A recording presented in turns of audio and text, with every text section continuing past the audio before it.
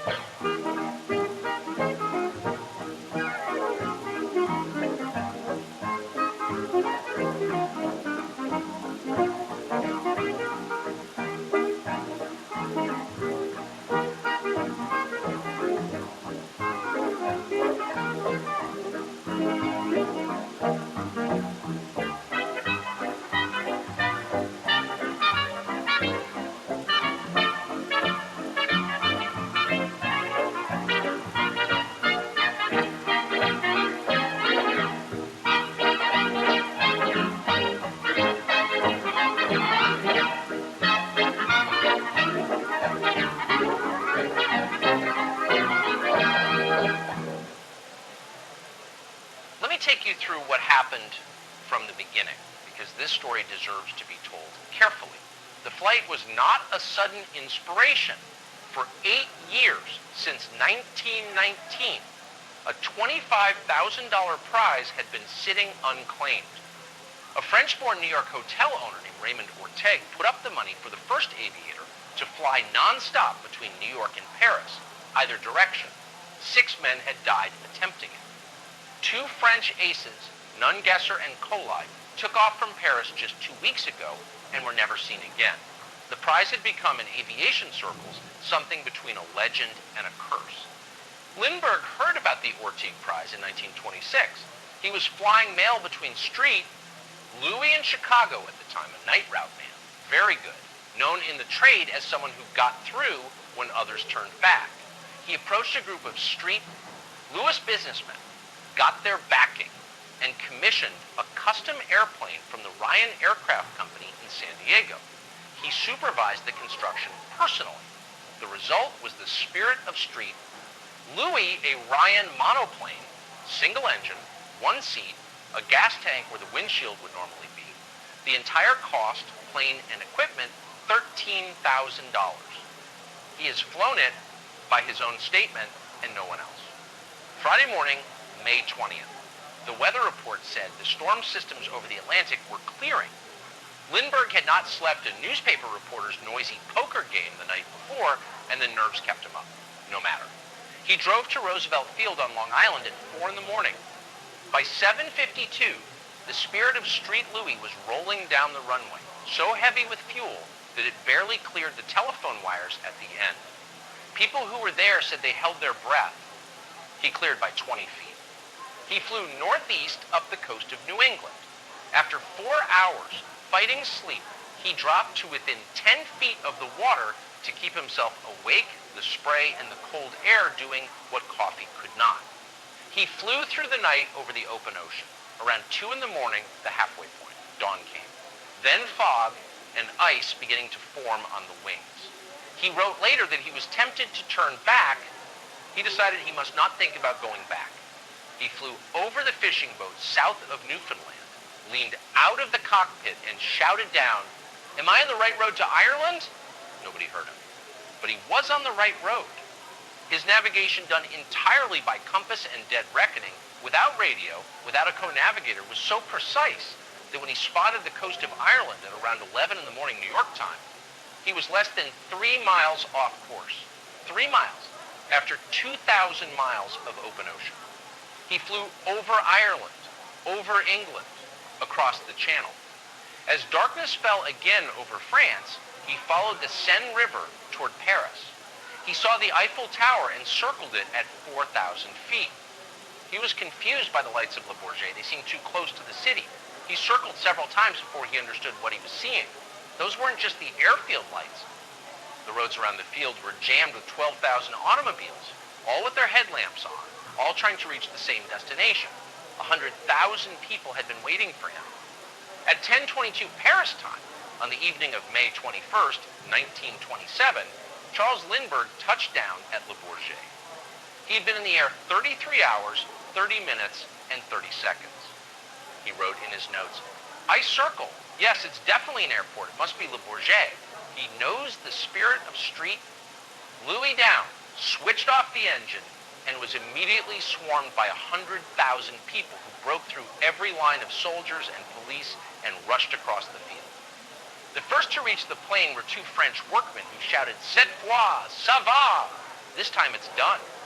An instant later, Lindbergh was lifted onto the shoulders of the crowd. French aviators who were present veterans, experienced men, pulled him away from the mob before he was crushed. They kept him in the air on their shoulders for 30 minutes before anyone could get him to safety. The traffic jam that followed lasted until 3 in the morning. 700 cablegrams had arrived for him at the telegraph office. The man who delivered them couldn't get within half a mile of the addressee. Here's King Oliver and his jazz band, because some music belongs to the night, and this is very much at night.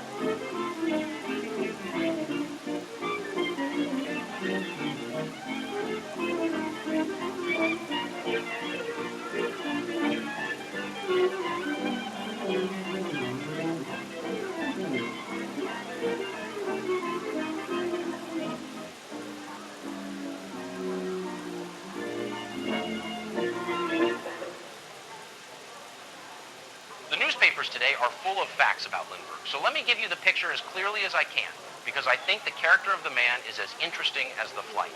25 years old, born in Detroit, raised in Little Falls, Minnesota, son of a congressman.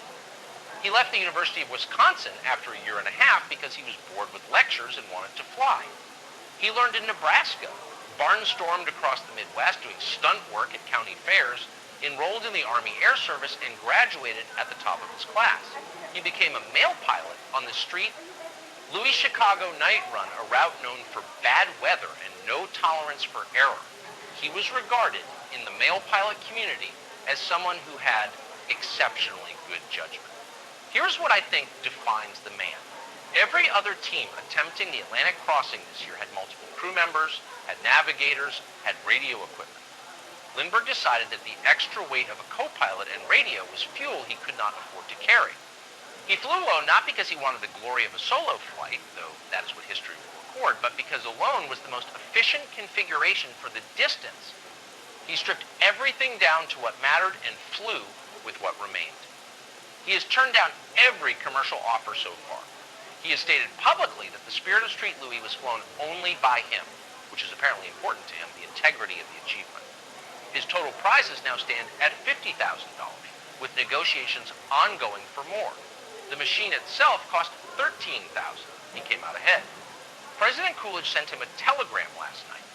The president called him, quote, our messenger of peace and goodwill, who has broken down another barrier of time and space. Washington is celebrating.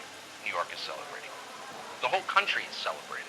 If you went outside this afternoon, you know what the mood on the street is like. I haven't seen anything quite like it.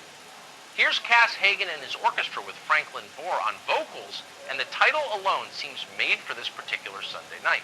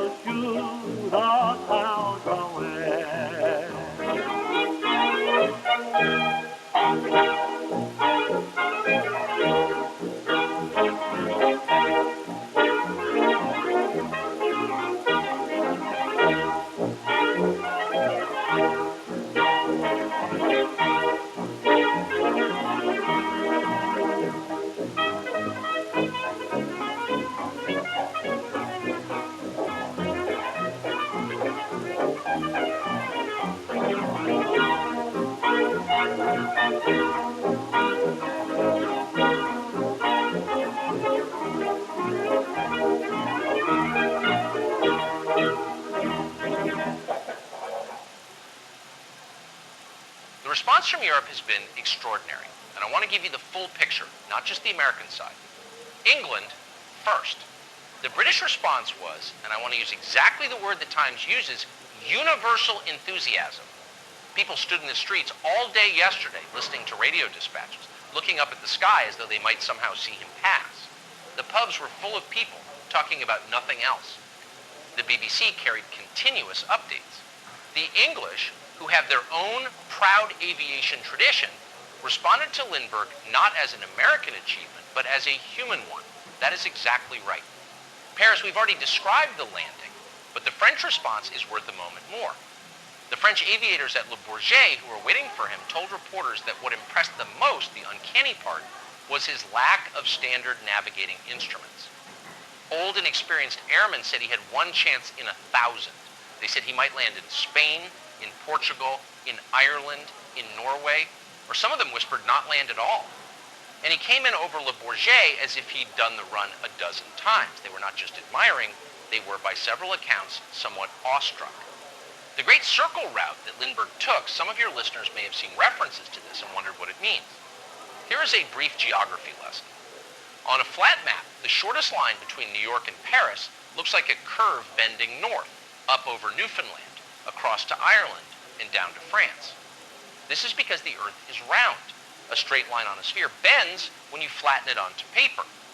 Lindbergh flew the true shortest path, the Great Circle route, which took him up toward 58 degrees north latitude before curving back south. It added precision, but required him to know exactly what he was doing at every point. He did. We should note, Charles Lindbergh was not the first person to fly the Atlantic. In 1919, John Alcock and Arthur Brown flew from Newfoundland to Ireland nonstop, two men. Also in 1919, a U.S. Navy flying boat crossed in stages. What Lindbergh did that no one had done before. New York to Paris, nonstop, solo. The longest, the most direct, and entirely alone. The Orteig Prize had specified those exact terms. He is the first and only man to have done it.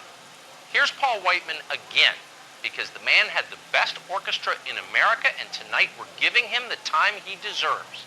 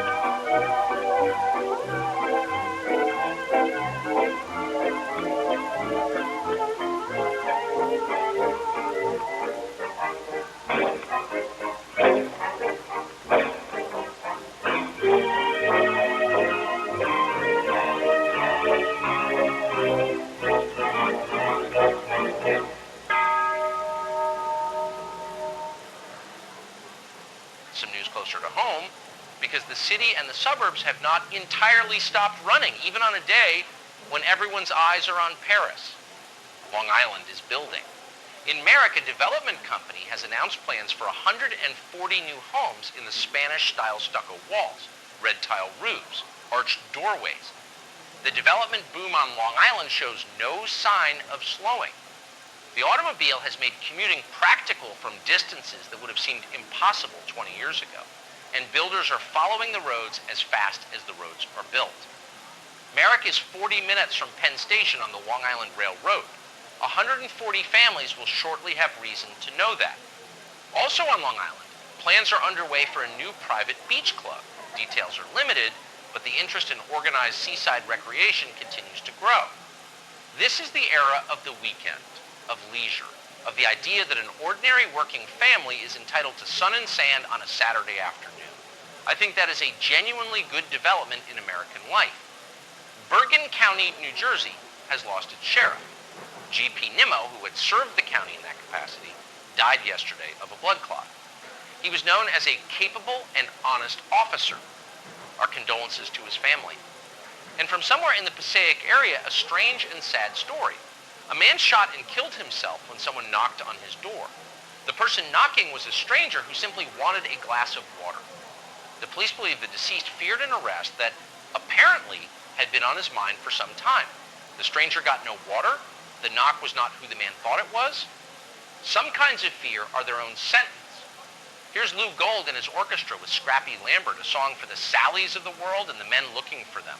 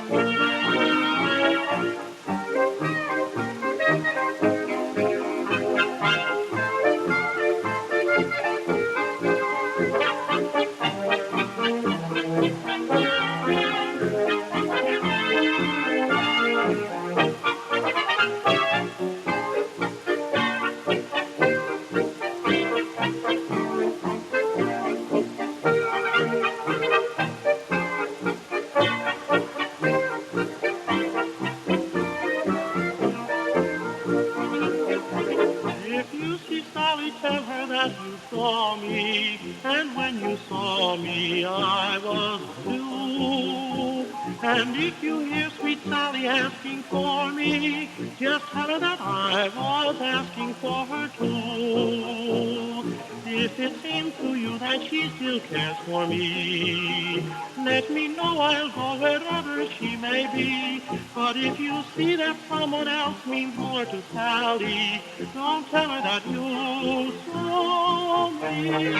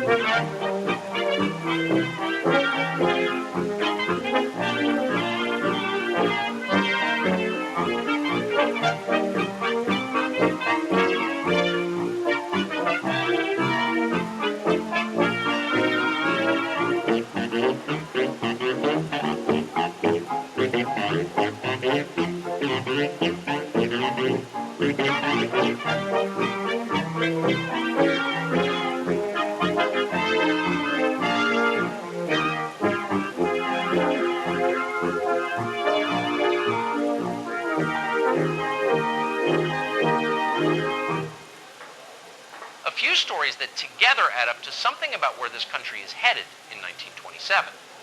Brooklyn is getting a skyline. It sounds like a joke, but it isn't.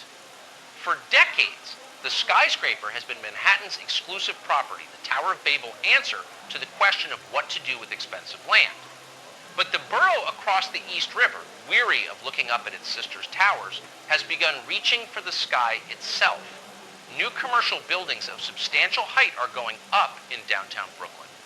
The borough is growing, prospering, and apparently done with the idea that tall buildings are someone else's business.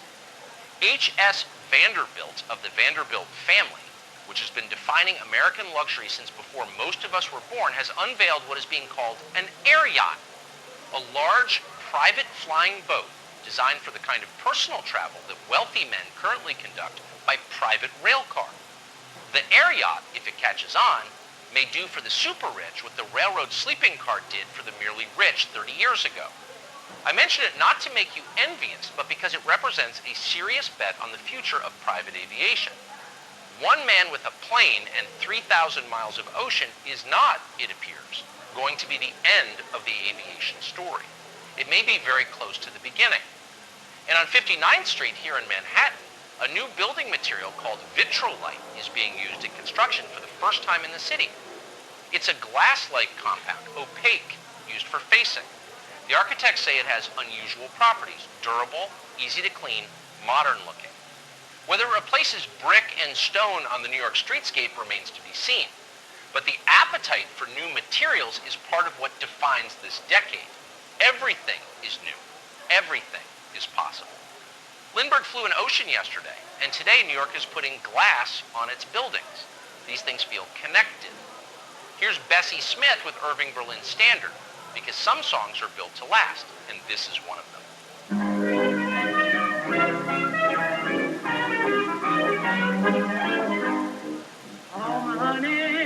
Oh my honey, you better hurry and let's go down there. Ain't you going to that little man, bragging little man? Oh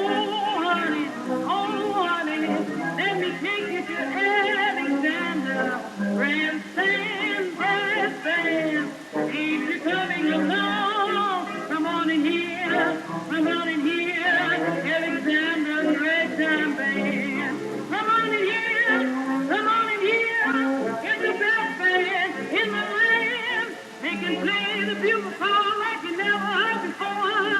Down from that to that, they wanna go to war. That's just the best band in the land. Oh, honey lamb, come on along, let me take you by the hand. Up to the man, who is the leader of the band. And if you can't hear the Suwannee River, waiting right, come on in here, Alexander's ragtime band.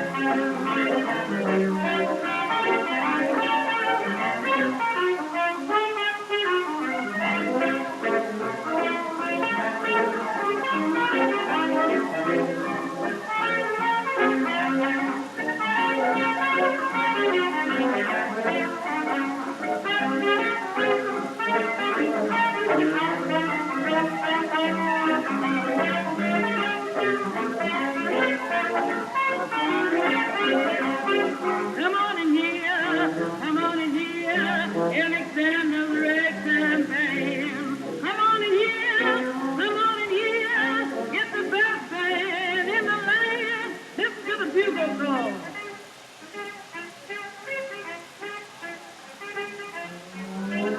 Yes, the best band in the land. Oh, honey lamb, come on along, let me take you by the hand.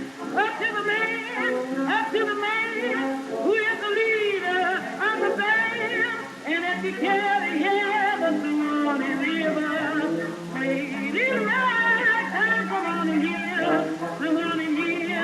Alexander's ragtime band. Culture Tonight, In brief, because the day has been long and the night is short. The literary world is in a philosophical argument with itself. A piece in today's Times describes what the writer calls a literary revolution. Modern literature, he says, has shifted its gears.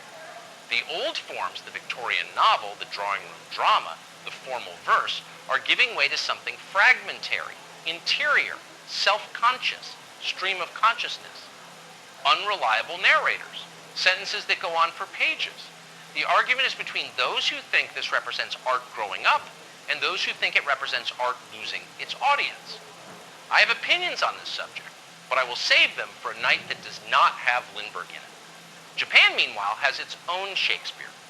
Chikamatsu Manziamon, a playwright who lived from 1653 to 1725 and wrote puppet dramas, of all things, for the Japanese theater, is being re-examined by Western scholars who are coming to the conclusion that his understanding of human passion and human tragedy rivals anything in the Western canon. I find this genuinely interesting. We are in a period when the borders between civilizations are becoming more porous, when an American airman can become the hero of Paris in a single night, and when a Japanese playwright dead for 200 years can suddenly be recognized as a universal genius. These things are related. 2 new books on Charles Darwin are reviewed today. Both, apparently, reveal a very human figure, anxious, kind, devoted to his family, burdened by the implications of his own discovery. Darwin knew what the theory of evolution would mean for conventional religious belief and agonized over it for 20 years before publishing. The man who changed the intellectual landscape of the modern world was, by these accounts, a worried, decent, somewhat shy Victorian gentleman. I find that enormously reassuring. And a report from a Dr. Horace Callan on the persistence of superstition in modern religious practice. The short version, it persists extensively. Dr. Callan has data. I leave you to draw your own conclusions about what that means for the species. Here's Art Kahn and his orchestra with something that suits the quiet end of a Sunday night perfectly.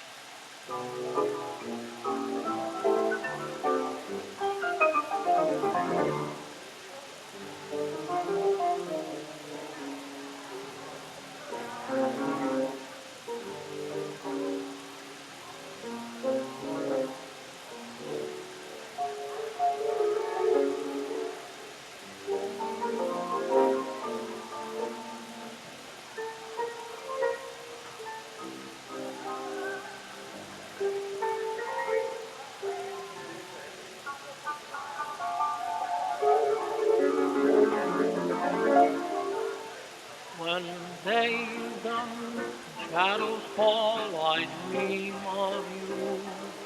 When day is done, I think of all the joys we knew. And yearning, returning to hold you in my arms. Won't go, love, I know, love, without you night has lost its charms. When day is done and grass is wet with twilight dew, my lonely heart is sinking with the sun.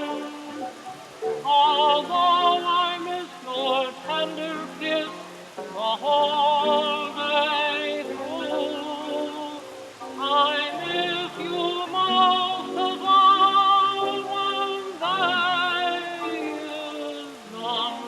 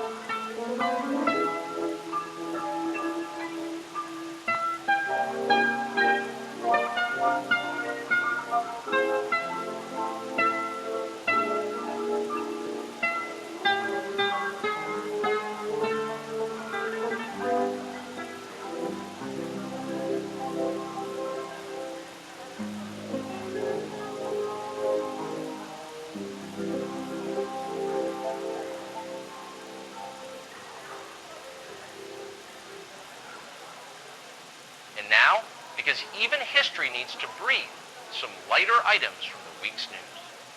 Fatima has quit the movies. Fatima is a chimpanzee who had been contracted to appear in a Hollywood production. According to the studio's account, she was cooperative at first, mildly curious about the cameras and the lights, and then apparently bored. She walked off the set in what the studio publicist described as disgust. The fear test the production required had to proceed without her. I have a certain sympathy for Fatima's position. Hollywood can be a trying place for any performer. From Italy, Benito Mussolini, the fascist dictator who runs that country with what I would describe as a robust contempt for dissent, has personally intervened to help a workman who was fined for insulting him. The workman had apparently said something unflattering about Il Duce. He was fined. Mussolini heard about it, decided the man meant no real harm, and paid the fine himself. I report this without editorial comment, noting only that it is a very particular kind of power that allows a man to be simultaneously the object of the insult, the authority behind the punishment, and the source of the mercy. And in Bloomfield, New Jersey, a marbles championship was held. It was, by all accounts, hotly contested. The winner has been identified in the local paper. I do not have his name, but wherever he is tonight, he has earned his headline.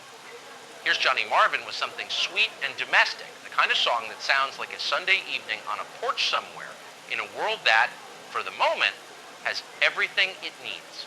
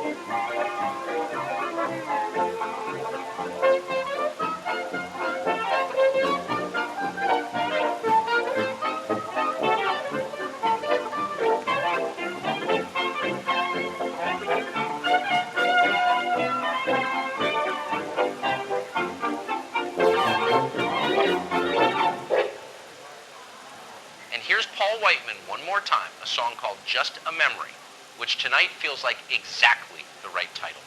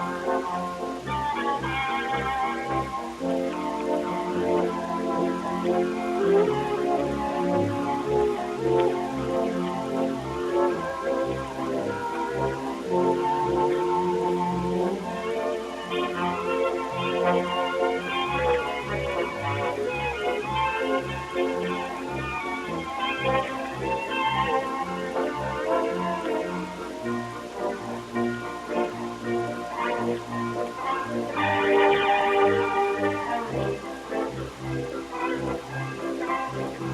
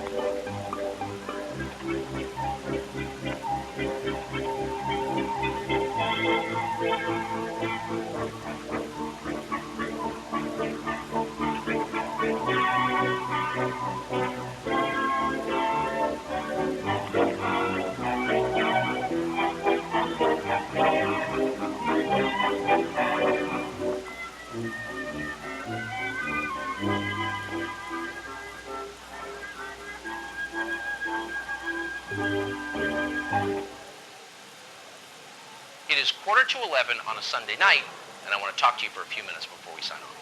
I spent this afternoon trying to explain to my nephew, he's 8 years old, what Charles Lindbergh did yesterday. He knows what an airplane is. He's seen them. I told him a man flew one from New York to Paris, across the whole Atlantic Ocean, alone, in one night. He thought about it for a moment and then said, why would he do that? I've been thinking about that question all evening, and I think the honest answer is because it was there to be done. Because the prize was $25,000 and the fame was incalculable. Because nobody had done it.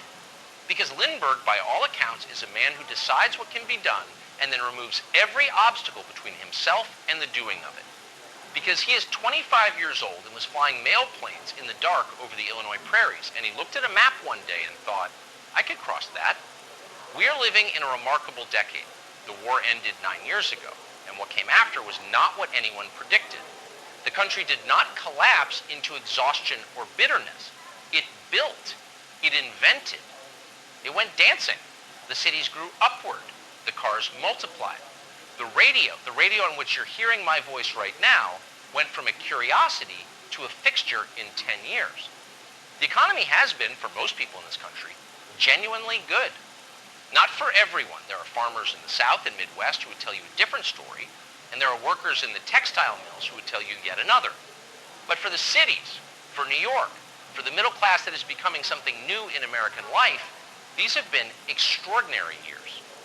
And now a 25-year-old male pilot has flown across the Atlantic with a compass, a handful of sandwiches, and what every French aviator at Le Bourget last night agreed was an almost supernatural precision, and he has become the most famous person on Earth within 24 hours. Not because of politics, not because of money, not because of birth, because he did a thing that was hard and hadn't been done. I think that is the most American story I have ever reported. And I've reported a few. What comes next? Aviation clearly is no longer a sport for daredevils and barnstormers. It is going to be a business and then a system. And eventually, I say this with more confidence than I usually have about predictions, a way that ordinary people cross oceans. Not next year. Not in 10 years. Maybe. But the thing that Lindbergh proved last night is not just that he could do it, he proved that it could be done. And once something can be done, people figure out how to do it again, and better, and cheaper, and for everyone. 33 and a half hours from New York to Paris. By the time my nephew is my age, I wonder what that number will be. Keep watching the sky.